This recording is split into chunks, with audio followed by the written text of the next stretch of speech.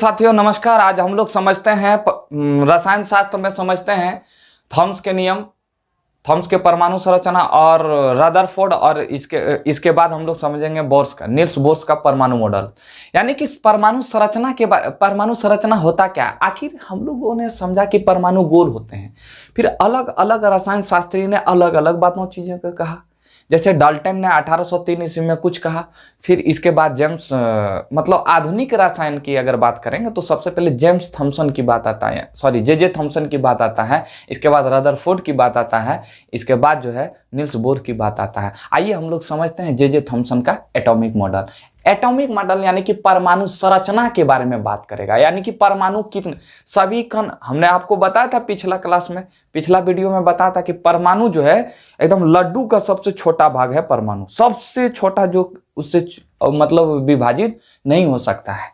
तो हमने बताया उसी परमाणु के बारे में हम लोग समझते हैं कि आज आखिर उसका मॉडल क्या है, उसके अंदर में क्या क्या होते हैं, क्या चीज होते हैं, हड्डी उड्डी होता है कि नहीं, उसी के बारे में आज हम लोग समझेंगे।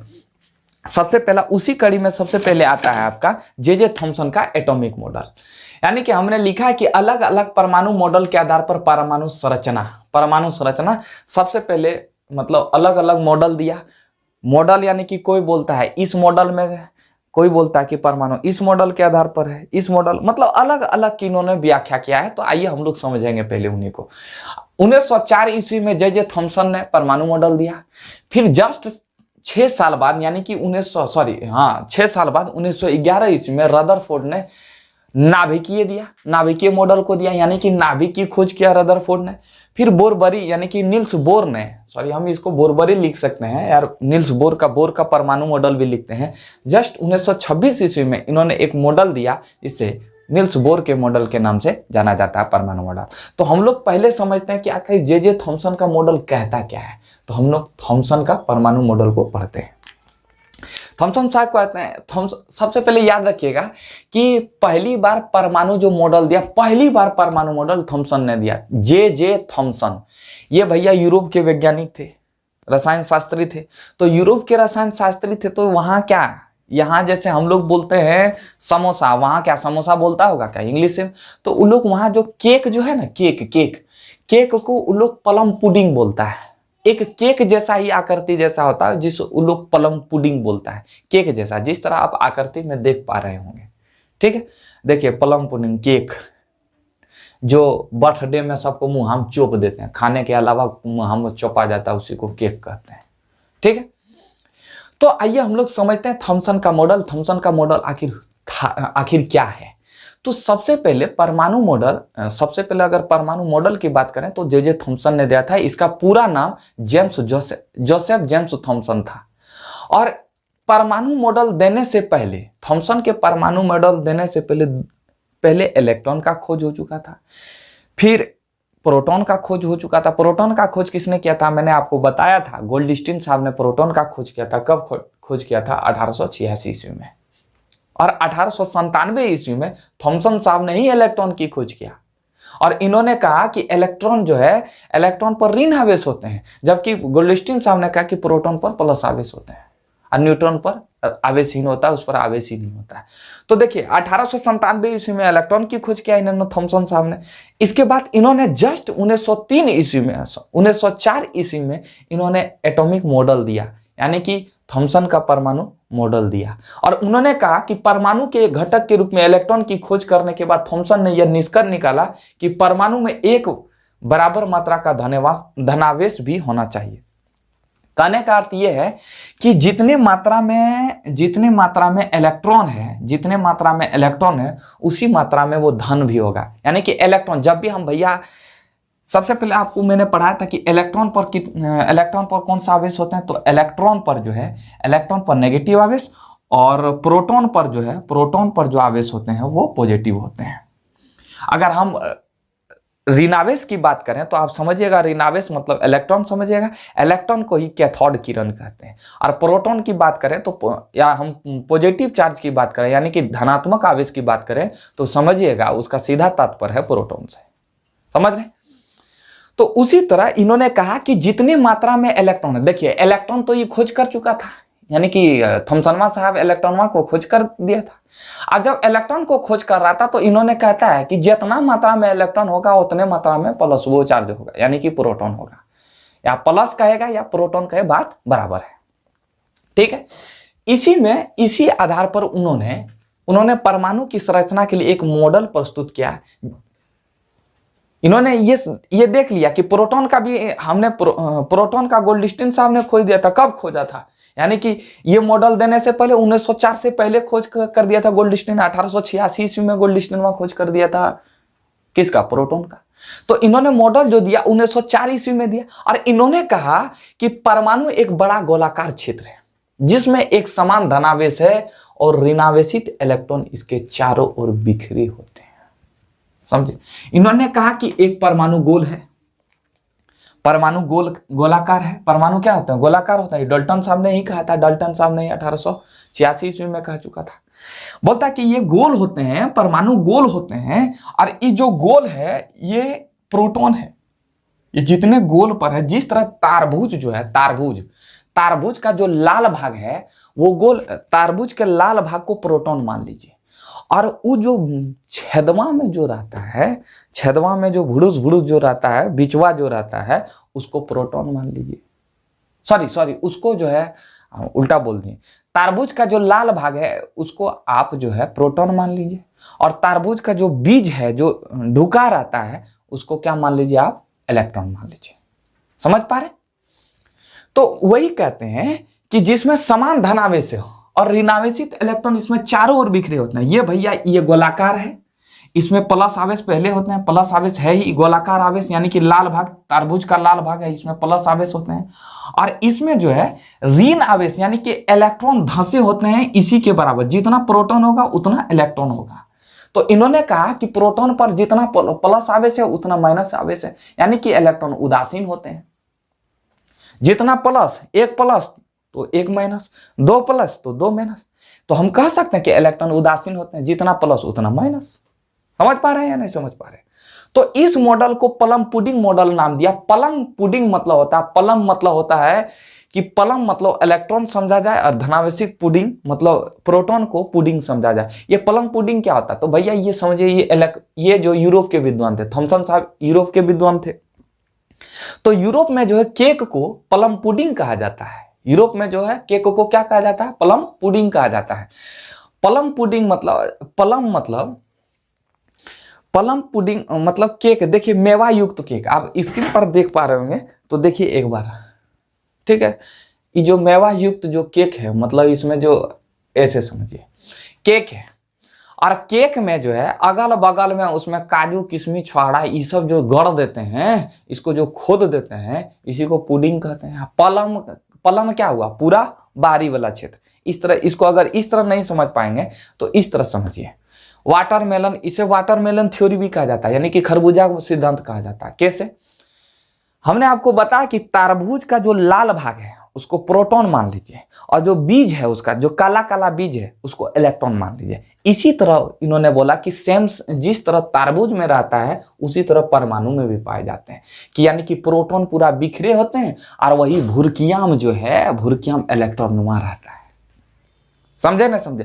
तो अब इसका ज्यादा नाम जो है ना प्लम पुडिंगे का था। क्या है जानते हैं? यूरोप का विद्वान थे, थॉमसन जो है यूरोप के विद्वान थे। तो जब थॉमसन यूरोप के विद्वान थे तो ये जो है किसकी प्राथमिकता देगा? अपने भाषा की प्राथमिकता देगा, तो इसलिए इसको प्लम पुडिंग मॉडल ज्यादा कहा जाता है।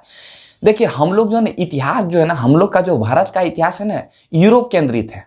मतलब जो भारत का जो इतिहास है यूरोप से निकला है। कैसे? अगर आप देखिए ना, किसी का तुलना करते हैं ना, तो किसी का तुलना करते हैं यूरोप के आदमी से तुलना करते हैं। जैसे भारत का नेपोलियन किसे कहा जाता है? तो भारत का नेपोलियन कहाँ के थे? फ्रांस के, यूरोप के थे। तो उसका तुलना हम लोग कहाँ के? भारत के आदमी से किए। समझ रहे हैं? तो हम कोई भी आदमी का नाम देते हैं, भारत के आदमी का नाम देते हैं, तो यूरोप से हम लोग तुलना कर देते हैं उस आदमी को। ठीक है, वो हम लोग इतिहास में पढ़ेंगे। तो हम लोगों ने क्या समझा कि ये जो धनावित जितने भी प्रोटॉन है ये बिखरे होते हैं, और यही में छेदाम जो है, इसका छेदाम जो है इलेक्ट्रॉनवा होता है, नेगेटिव आवेश होता है, ऋणात्मक आवेश। तो हमने यह मॉडल, इस मॉडल को प्लम पुडिंग मॉडल नाम दिया गया, जिसमें इलेक्ट्रॉन प्लम है, प्लम है जो धनावेशी पुडिंग में मौजूद है। इसको अगर नहीं समझ पाए तो इसको समझिए, हम लोग ठेठ भाषा में समझिए भाई।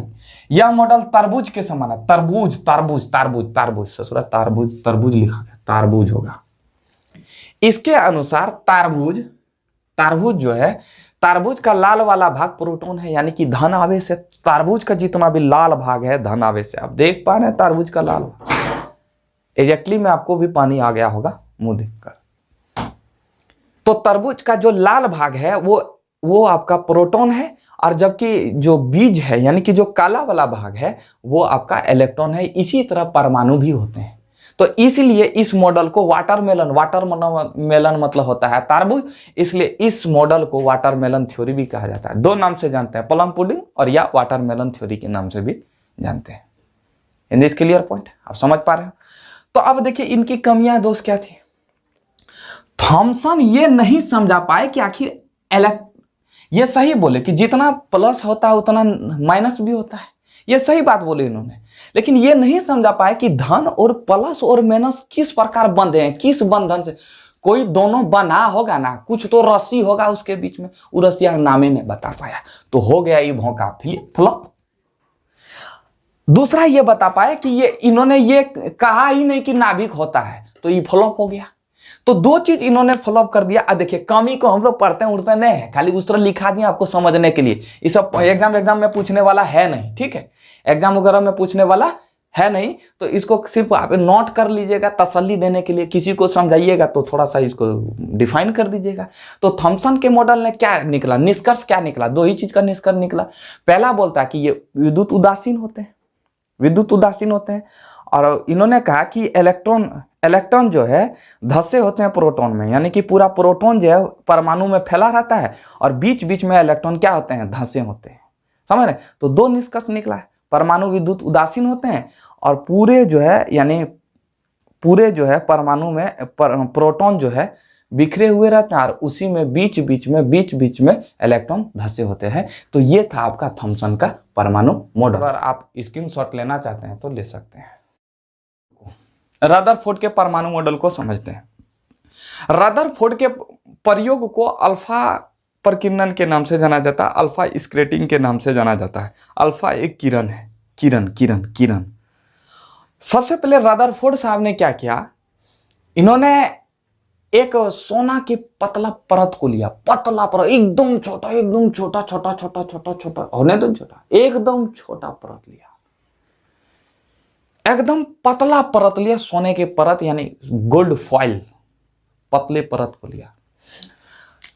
उन्होंने क्या किया, एक परमाणु, उन्होंने सोने के पतले परत को लिया, पतले परत को लिया, ठीक है। अब भैया हम किसी तरह परतवा को बना देंगे, आप लोग टेंशन ना कीजिएगा, ठीक है, हम वैसे ही बना दिए, ठीक है। उन्होंने पतले परत को लिया और जब परत को लिया तो अल्फा किरण को पास कराया। इन्होंने अल्फा किरण को क्या कराया, पास कराया। अल्फा किरण को पास कराया मतलब यार पार करवाया। देखा कि अल्फा किरण पास कराते हैं, होता है कि नहीं, ठीक है। अल्फा किरण को पास करवाया तो इन्होंने देखा कि अधिकतर अल्फा किरण पास हो गए, 90% अल्फा किरण जो थे वो आर पार हो गए, एकदम यार पार, एकदम हड़ास पार हो गए, आर पार हो गए। इसके बाद इन्होंने क्या किया, अल्फा किरण पास हो गया तो इसका मतलब ये हुआ कि ये परमाणु का जो बीच वाला भाग है ये खोखला है। परमाणु का जो बीच भाग है वो खोखला है तब ना पास हुआ। अगर नहीं खोखला रहता तो पास होता, परावर्तन हो जाता, घूम जाता प्रकाश। समझ रहे हैं या नहीं समझ। तो एक निष्कर्ष यही निकाल लिए रदरफोर्ड साहब। इन्होंने क्या किया, कहा कि अधिकांश अल्फा किरण सोने के परत से पार हो गया। इसका मतलब यह हुआ कि परमाणु का अधिकांश भाग खोखला है। खोखला मतलब समझते, ढोल, खोखला इक्वल टू ढोल, खोखला, समझ रहे। अब इन्होंने क्या किया, इन्होंने खोद के देख रहा था, खोद के गोड़ के देख रहा था, खोद की खखोर के देख रहा था। और जब खखोर के देख रहा था तो इन्होंने क्या किया, फिर अल्फा किरण को पार कराया। लेकिन इन्होंने क्या देखा कि ससुरे सब तो पार हो रहा है, लेकिन ये बीचा वाला जो है, यहाँ बीच में जो अल्फा किरण है वो थोड़ा विचलित हो जा रहा है, मतलब अपने पथ से हट जा रहा है, तिरछा हो जा रहा है। समझ रहे हैं? हम इसको लाल लाल पेन से दर्शा रहे हैं, वो तिरछा होते जा रहा है। समझ रहे? जो बीच वाला मध्य भाग वाला वो तिरछा होते जा रहा है। समझ रहे? तो अब इन्होंने दिमाग लगाया कि अरे तिरछा हो रहा है, यकर मतलब बीचाम तक कुछ हो, बीचाम कुछ हो। अब जब बीचाम कुछ हो ये बता, जब पता चल गया तो ये खोखरने चला गया बीचा, और जब खोखरने बीचा चला गया तब इसको पता चला। अरे तब इन्होंने क्या किया, एगो किरण को एकदम बहुत करीब से गुजारा है बीचा से। तो जब करीब से गुजारा तो वो किरणवा क्या होगा, वापस आ गया, टकरा के वापस आ गया। समझ रहे? तो जब टकरा कर वापस आ गया तो अब इसमें दिमाग लगाने लगा कि एक और मतलब बीचाम तो कोई आदमी बैठल है, इसको शक हो गया। तब जब इन्होंने जब पता लगाने लगा कि बीचाम कोई आदमी बैठल है तो इन्होंने खोज कर डाला नाभिक का। वो आदमी कौन था? नाभिक है। तो पहले जो किरण जो कुछ विचलित हो गया, जो कुछ पथ से वापस लौट गया, तो इसका मतलब क्या हुआ, अल्फा किरण क्या थे, अल्फा किरण नेगेटिव थे। तो जो नेगेटिव यानी कि सॉरी ये पॉजिटिव थे, तो पॉजिटिव जो चीज रहेगा पॉजिटिव रहेगा, यानी कि समान आवेश में विकर्षण होगा, ठेला ठेली होगा। विकर्षण मतलब ठेला ठेली, विकर्षण दैट इक्वल टू ठेला ठेली।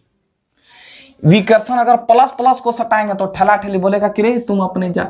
यही सोचे कि लेडीज लेडीज है ठेला ठेली होगा, और लेडीज और जेंट्स रहे तो ठेला ठेली क्या होगा, समझ रहे क्या होगा, ठेला ठेली नहीं हो जाएगा, ओवरलैप हो जाएगा। माइनस माइनस माइनस माइनस क्या होगा, समान आवेशों में विकर्षण होता है। समान आवेश ठेला ठेली करता है और विपरीत आवेश दोस्ती करता है। समझ रहे? विपरीत आवेश में आकर्षण होता है, समान आवेश में विकर्षण होता है, ठेला ठेली होता है।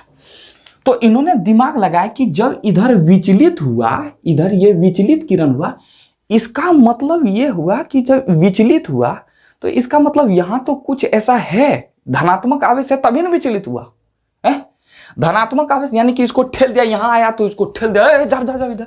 वैसे ही बात हो गई कि अगर लेडीज कंपार्टमेंट में अगर एक पुरुष घुस जाए तो उसका बहुत अच्छा इज्जत होता है। इसमें क्या हुआ कि अगर जेंट्स कंपार्टमेंट में अगर जेंट्स घुस जाए तो उसको बोला इधर इधर नहीं। अगर देखिएगा ना, ये सब अक्सर आप बस पर देखते हैं। आप अगर बैठे हैं बगल में एक लड़की है, बहुत सुंदर सी लड़की है, तो हंस के देते हैं, आइए बैठिए आपके लिए जगह बना है, थोड़ा सा घसक जाइएगा। लेकिन वही अगर आपका कोई पुरुष समुदाय के लोग रहेंगे तो आप क्या करेंगे, उसको देखेंगे 4 बार, बैठेंगे, इसको बैठना। गलती से कह दिया कि भैया थोड़ा साइड होइए, इसके बाद साइड क्या होइएगा, खाली ऐसे मुचका दीजिएगा, ऐसे मुचका दीजिएगा। तो उसी तरह यहां हुआ प्लस आवेश में। तो प्लस आवेश वाला देखा, बोला जा इधर से, ये बोला इधर से, नहीं नहीं नहीं इधर जा, तो इसको विचलित कर दिया।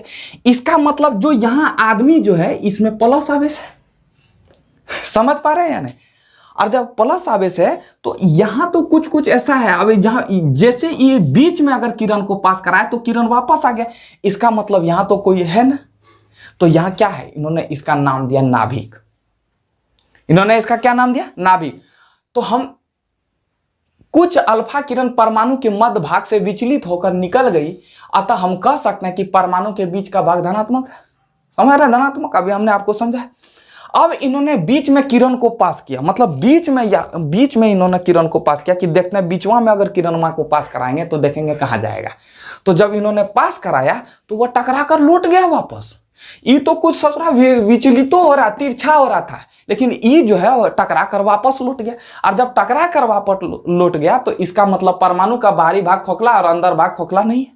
यानी कि परमाणु का जो बाहरी भाग है वो खोखला है, बाहरी भाग खोखला है, और बीच का जो भाग है वो खोखला नहीं है। यही कहने का मतलब है, क्योंकि इधर का किरण पार हो गया और इधर का किरण पार नहीं हुआ। कुछ किरण इधर यहां हो गया और बीच वाला किरण वापस लौट गया। टकरा कर यानी कि टकराया तभी ना इधर गया, थोड़ा पथ अपना विचलित किया।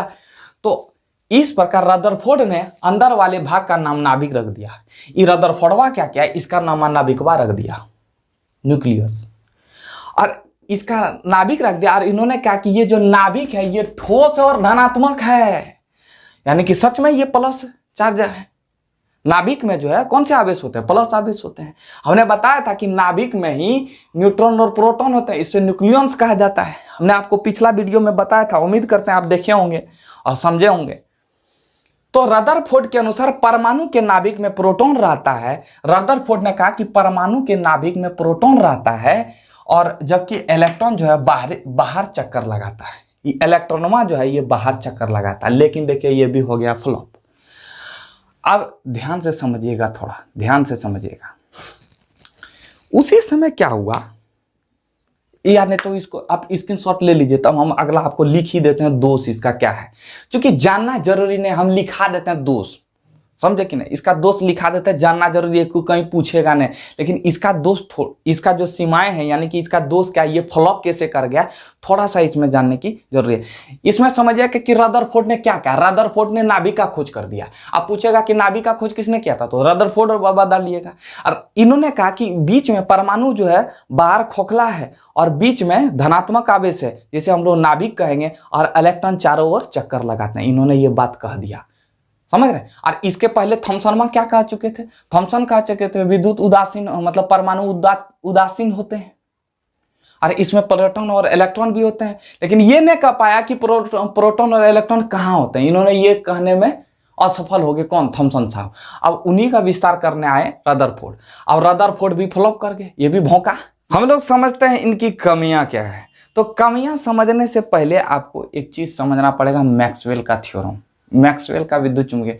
हुआ क्या था, जिस समय रदरफोर्ड साहब ने ये मॉडल को दे रहा था, उसी समय फिजिक्स में एक विद्वान का अवतार हो गया था जिसका नाम था मैक्सवेल, फिजिक्स में। और ये कहता क्या है, ये कहता है कि अगर कोई कण, अगर एक कण है, एक कण के चारों ओर अगर कोई दूसरा कण चक्कर लगाता है, तो वो चक्कर लगाते लगाते धीरे धीरे वो चक्कर लगाते लगाते वो जाकर कहाँ चला जाएगा, नाभिक के पास गिर जाएगा। यानी कि ये बीच वाला एक इस कण के पास गिर जाएगा। यानी कि जैसे वैसे ही समझिए, इसको पहले पढ़ लेते हैं इसके बाद। मैक्सवेल के विद्युत चुम्बकीय सिद्धांत के अनुसार जब कोई कण वृत्तीय पथ पर चक्कर लगाता है, जब कोई कण वृत्तीय पथ पर चक्कर लगाए तो ऊर्जा का उत्सर्जन करता है, ऊर्जा को लॉस करता है, लॉस करता है, ऊर्जा का क्या करता है, लॉस करता है। और अर्थात इलेक्ट्रॉन ऊर्जा का उत्सर्जन करेगा। यानी कि कहने का अर्थ है, रदरफोर्ड साहब ने कह दिया कि रदरफोर्ड साहब आप जिस तरह कह दिए कि इलेक्ट्रॉन जो है नाभिक के चारों तरफ चक्कर लगाता है, इसका मतलब इलेक्ट्रॉन को भी क्या होना चाहिए, चारों तरफ चक्कर लगाता है। अब मैक्सवेल साहब क्या कर रहे हैं कि कोई भी अगर वस्तु, कोई भी कण अगर चारों ओर चक्कर लगा रहा है किसी भी कण का, तो उसका ऊर्जा लॉस हो जाएगा। और ऊर्जा लॉस होकर एक बार कहाँ आ जाएगा, ये धीरे धीरे इसका ऊर्जा जैसे समाप्त हो जाएगा, इलेक्ट्रॉन कहाँ गिर जाएगा, नाभिक के में गिर जाएगा। जैसे इसको ऐसे समझिए, देखिए ये मान लीजिए ये कण है, ये कोई एक कण है, ठीक है। ये कण क्या कर रहा है, ये चारों ओर चक्कर लगा। ये मान लीजिए दूसरा कण है, ये कण चारों ओर चक्कर लगा रहा है। देखिए एकदम फास्ट स्पीड में दे रहे हैं, तो जितना ऊर्जा दे रहे हैं उतना स्पीड कम कर रहा है। धीरे धीरे मैक्सवेलवा कहता है कि तुम धीरे धीरे घुमाएगा, ये ऊर्जा लॉस करेगा, और लॉस करते करते धीरे धीरे कहाँ जाएगा, आपका नाभिक में आकर गिर जाएगा। देखिए नाभिक में आकर गिर गए, नाभिक था। यानी कि इलेक्ट्रॉन, मैक्सवेल कह रहे थे कि कोई भी कण चारों तरफ चक्कर लगाएगा, ये ऊर्जा लॉस कर रहा है। जैसे चक्कर लगा रहा है, ये ऊर्जा को भी लॉस कर रहा है। और जैसे ऊर्जा लॉस करेगा, धीरे धीरे इसका स्पीड कमेगा, धीरे धीरे आकर कहाँ हो जाएगा, आकर जाके गिर जाएगा नाभिक में। समझ रहे? तो ये था मैक्सवेल का नियम। अब हो गया फ्लॉप। रदरफोर्डवा वहां भौंका, बोला कि रदरफोर्ड साहब एक बात बताइए। और इन्होंने ये प्रूव भी कर दिया था। जैसे देखिए अभी भी आपको हम प्रूव कर दिए, प्रैक्टिकल करके दिखा दिए। तो मैक्सवेल साहब ने प्रूव कर दिया था, इसका नियम गलत नहीं हो सकता। और रदरफोर्ड ही भौंका था। तो इन्होंने कहा कि इलेक्ट्रॉन जो है चक्कर लगाता है, कल के यहाँ प्लस आवेश है और इलेक्ट्रॉन चारों ओर चक्कर लगाता है। कल के मैक्सवेल बोला कि अच्छा ये बात बोलो रदरफोर्ड, दिमाग लगाता है कि नहीं तुम? कल के क्या हुआ रे, कल के सुनो। कल के रदरफोर्ड जी एक बात बताइए, जब यहाँ इलेक्ट्रॉन चक्कर लगाएगा तो चक्कर लगाएगा क्या, इसको एनर्जी मिलते रहेगा, कभी ना कभी इसका एनर्जी खत्म हो जाएगा। और तो खत्म होकर ये क्या हो जाएगा, गिर जाएगा कहाँ, नाभिक में गिर जाएगा आकर। जैसे हम कहें बीच में गिर जाएगा आकर। तो बोला कि एक बात बताइए, ये जो चक्कर लगाता है सभी इलेक्ट्रॉन क्या एक ही पथ पर चक्कर लगाता? तो बोलता रदरफोर्ड बोलता हाँ। तो जब नहीं बता पाया तो मैक्सवेल पूछा कि क्या ये चारों जो जितना भी इलेक्ट्रॉन है एक ही पथ पर चक्कर लगाता है? न बताने जानता तो फो करने लगता। तो बोलता हाँ एक ही पथ पर चक्कर लगाता। कल के ऐसी बात, एक ही पथ पर चक्कर लगाता। तो रदरफोर्ड ने ये बोला। इसके बाद दूसरी बात बोल दिया क्या कि ये चक्कर लगाते रहेगा लगाते रहेगा लगाते रहेगा, कभी रुकेगा नहीं, लगा कभी नहीं रुकेगा। कल करे ससुरा। अब देखिए यहां फ्लोप कैसे हुआ। इन्होंने कहा कि ऊर्जा धीरे धीरे समाप्त हो जाएगा, और जब समाप्त हो जाएगा तो इलेक्ट्रॉन नाभिक में गिर जाएगा भैया। जब नाभिक इलेक्ट्रॉन में गिर जाएगा तो इसी प्रकार परमाणु को अस्थायी होना चाहिए, परमाणु को अस्थायी होना चाहिए ना, लेकिन परमाणु अस्थायी है भैया। परमाणु क्या है? अस्थायी है। अस्थायी मतलब अगर नाभिक में गिर जाएगा तो परमाणु ध्वस्त हो जाएगा। जब ध्वस्त हो जाएगा तो परमाणु अस्थायी होना चाहिए, तो परमाणु अस्थायी नहीं अस्थायी है। तो अब तो कुछ बात है, इलेक्ट्रॉन तो चक्कर लगा रहा है, और चक्कर लगा रहा है, सही बात है कि ये पथ पर चक्कर लगा रहा है, ये नाभिक में गिर भी नहीं रहा है, लेकिन कैसे पथ पर कहां चक्कर लगा रहा है, और जितने भी इलेक्ट्रॉन है कहां चक्कर लगा रहे हैं इलेक्ट्रॉन का। और रदरफोर्ड बता ही नहीं पा रहा था, फो होने लगा।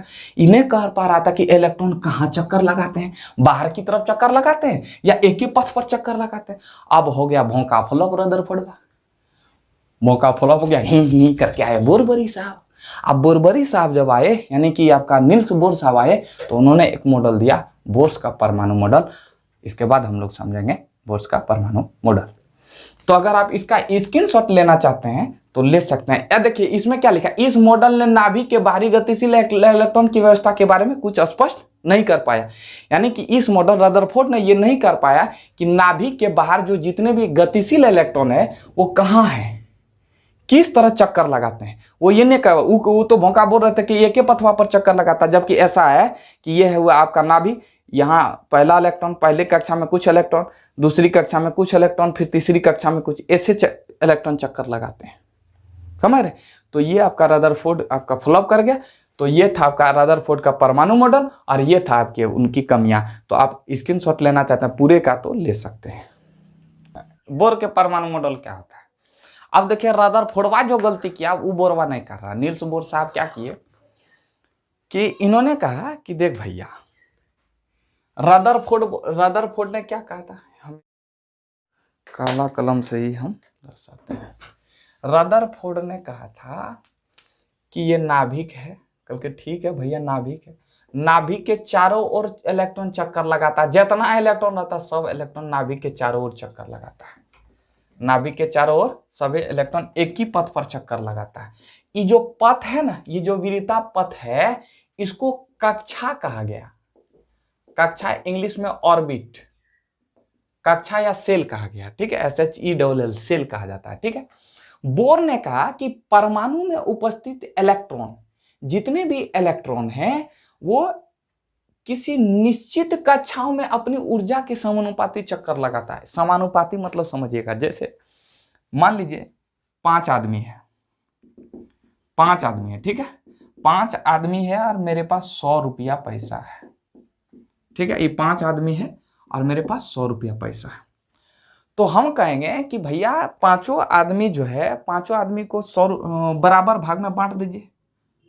तो जब बराबर में भाग में बांट देंगे तो यानी कि 20-20 रुपया करके सबको मिल जाएगा। इसको भी 20, इसको भी 20, इसको भी 20, इसको भी 20, इसको भी 20। अगर वही बोलेंगे कि नहीं भैया ऐसे मत दीजिए, 20 रुपया सबको दीजिएगा, तो अब मान लीजिए ये अमीर होगा तो ये और अमीर हो जाएगा, और ये गरीब होगा तो और ये जो है इसको 20 रुपया इसके बराबर नहीं आ पाएगा। तो एक काम कीजिए, इसके पास पहले 100 रुपया था, इसके पास पहले 80 रुपया था, इसके पास 70 रुपया था, इसके पास मान लीजिए 60 रुपया था, और इसके पास मान लीजिए 50 रुपया था, मान लीजिए 80 रुपया था इसके पास, ठीक है।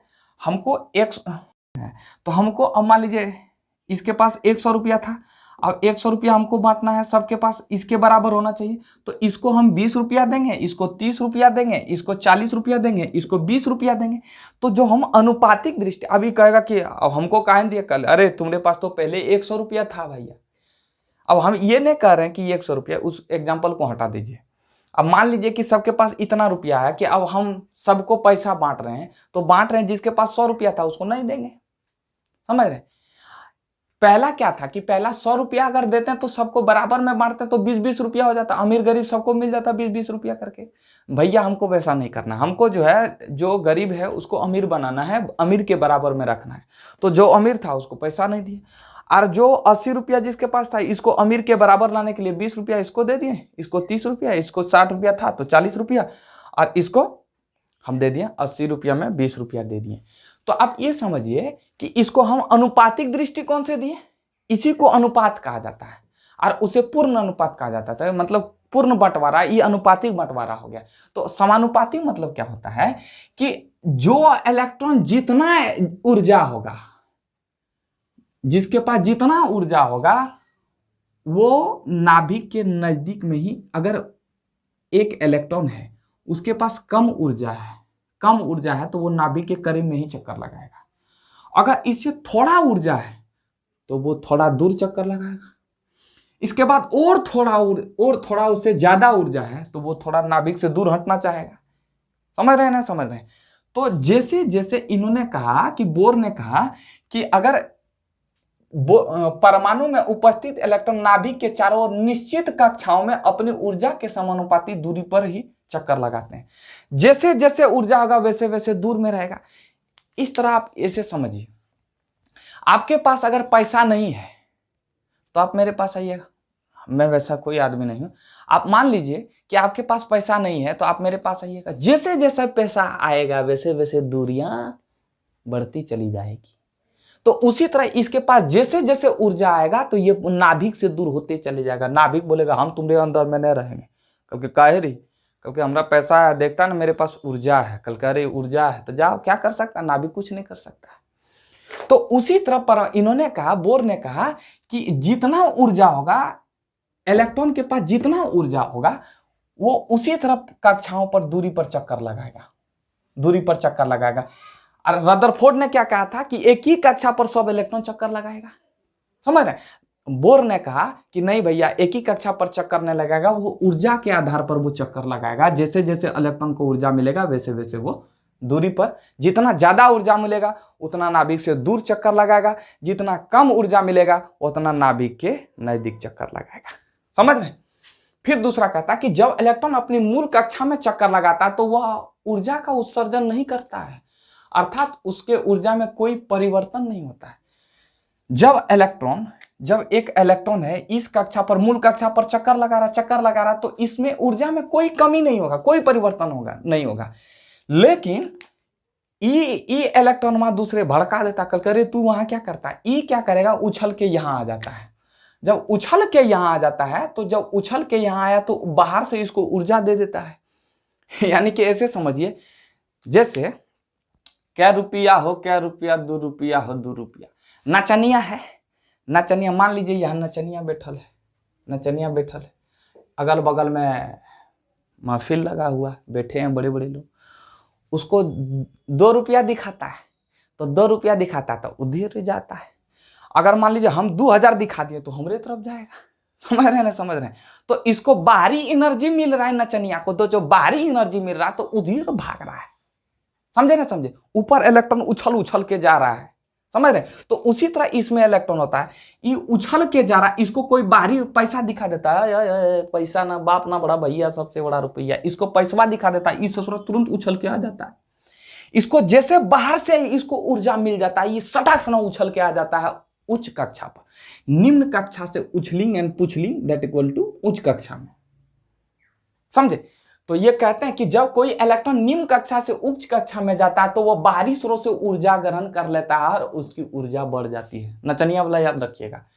जब इलेक्ट्रॉन नाभिक के समीप आता है, जब इलेक्ट्रॉन नाभिक, अब कोई ऐसा होता है कि एनर्जी किसी को कम हो जाता है, नहीं मिलता है उसको एनर्जी, तो वो नाभिक के समीप आने लगता है।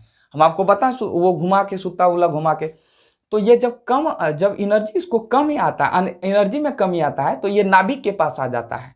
और नाभिक के चारों ओर स्थित इलेक्ट्रॉन, अब देखिए इसको समझ पा रहे हैं कि जब इलेक्ट्रॉन नाभिक के समीप आता है तो वह ऊर्जा का उत्सर्जन करता है, अर्थात ऊर्जा में कमी, उस ऊर्जा का वो क्या करता है, लॉस कर देता है और उसकी ऊर्जा में कमी आ जाता है।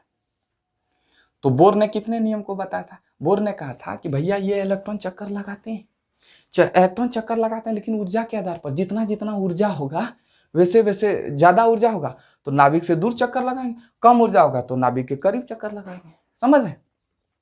फिर दूसरा उन्होंने कहा, यही बात उन्होंने कहा, फिर दूसरे में कहा कि वो बाहरी स्रोत से ऊर्जा ग्रहण कर लेता है और ऊर्जा बढ़ जाती है, उनकी ऊर्जा बढ़ जाती है तो वो क्या उछल के निम्न ऑर्बिट से उछलकर उच्च ऑर्बिट में चला जाता है, यानी कि निम्न कक्षा से उछलकर उच्च कक्षा में चला जाता है। अगर ऊर्जा में कमी आएगा तो वो उच्च कक्षा से निम्न कक्षा में चला आएगा। तो अब देखिए, यानी कि ऊर्जा स्तर इस कक्षा को, ये जो वृत्ताकार इलेक्ट्रॉन इस पर चक्कर लगा रहे हैं, तो इलेक्ट्रॉन के ये जो वृत्ताकार पथ को कक्षा कहा जाता है। हमने आपको बताया ऑर्बिट या सेल कहा जाता है। अब ऑर्बिट या सेल कहा जाता है तो नाभिक के चारों ओर स्थित जो इलेक्ट्रॉन होते हैं उसको दर्शा नाम दिया गया है, इसको के एल एम एन नाम दिया गया, समझे? K L M N O P भी नाम दिया गया, या नहीं तो इसको 1 से दर्शाएगा, पहली कक्षा, दूसरी कक्षा, ये तीसरी कक्षा, ये चौथी कक्षा, ऐसे इसको दर्शाया गया। समझ रहे? तो ये था बोर का परमाणु मॉडल। इसमें भी कमियां हैं भैया। तो ये जो बोर का परमाणु मॉडल है ना, देखिए इतना डिटेल नहीं पढ़ना आपको, नीट और जेईई इस सब की तैयारी नहीं करना है। तो इसमें भी मैक्स प्लैंक का क्वांटम थ्योरी था। क्वांटम इसमें बताया था कि अगर ऊर्जा आते हैं तो बंडल के रूप में ही ऊर्जा निकलता है। तो ये सब चीज़ हम लोग नहीं पढ़ेंगे। क्यों पढ़ेंगे भैया? जो एग्जाम में आएगा उसी चीज़ को ना पढ़ेंगे। हम लोग काहे अभी नीट का तैयारी, विशेषज्ञ थोड़ी बनना, हम लोग को जनरल नॉलेज लेना है भैया। तो होगा तो हम क्वांटम संख्या को बता देंगे, क्वांटम नंबर क्या है उसको। अब्बा पॉली हुंड जब पढ़ाएंगे तो उसमें समझ जाएंगे कि क्वांटम नंबर क्या होता है। समझ रहे हैं? तो ये था आपका बोर्स का परमाणु मॉडल। अब अगला, ये ज़्यादा लंबा हो जाएगा वीडियो, तो अगला वीडियो में हम लोग समझेंगे अफबा पॉलीहुंड और कक्षा किसे कहते हैं, सेल वगैरह, ये सब के बारे में हम लोग समझेंगे। तब तक आप स्क्रीनशॉट लेना चाहते हैं तो ले सकते हैं। तो ये था आपका परमाणु यानी कि एटॉमिक स्ट्रक्चर का छोटा सा वीडियो। इसके बाद हम लोग अगला क्लास में इसको पूरा खत्म कर देंगे, उसमें अफबा पॉलीहुंड और विन्यास वगैरह के बारे में समझ लेंगे।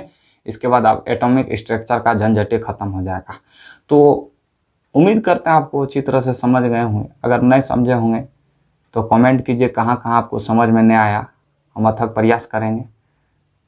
जहाँ नहीं समझ में आया तो हम हो सकता है शॉर्ट वीडियो बनाकर भेज सकते हैं आपको। और स्वस्थ रहिए, मस्त रहिए और अपने स्वास्थ्य पर ध्यान दीजिए।